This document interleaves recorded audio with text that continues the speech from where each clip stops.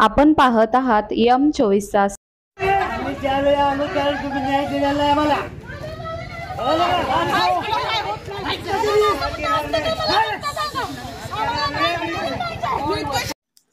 प्रजासत्ताक दिनी पलूस तहसीलमध्ये माजी सैनिकाचा सहकुटुंब आत्मदहनाचा प्रयत्न, पोलिसांच्या हस्तक्षेपामुळे अनर्थ टळला। ऐन प्रजासत्ताक दिनादिवशी पलूस तहसील आवारात माजी सैनिकाने सहकुटुंब आत्मदहनाचा प्रयत्न केल्याने खळबळ उडाली आहे। याबाबत घटनास्थळावरून मिळालेली माहिती अशी की आज 26 जानेवारी प्रजासत्ताक दिनानिमित्त पलूस तहसील कार्यालयात ध्वजारोहण सोहळा संपन्न झाला। यानंतर तहसील आवारात सांगली अग्निशमन दलाच्या वतीने आग नियंत्रण प्रात्यक्षिक सुरू होते।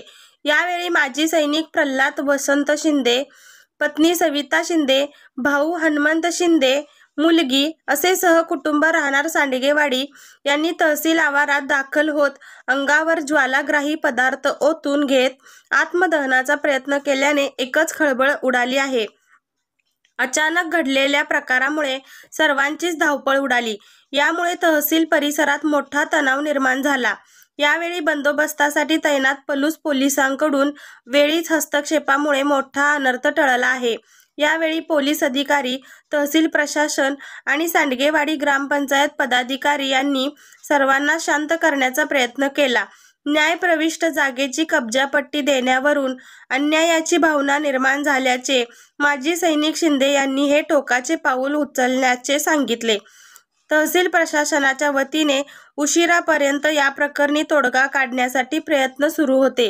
जातीने ताबा नाही मी हा फक्त मराठा बाईला सोर्स केलं असतो हा ना आमच्या जातीची ना कुतीची। ओ मॅडम बसा बसा बसा मला आमच्या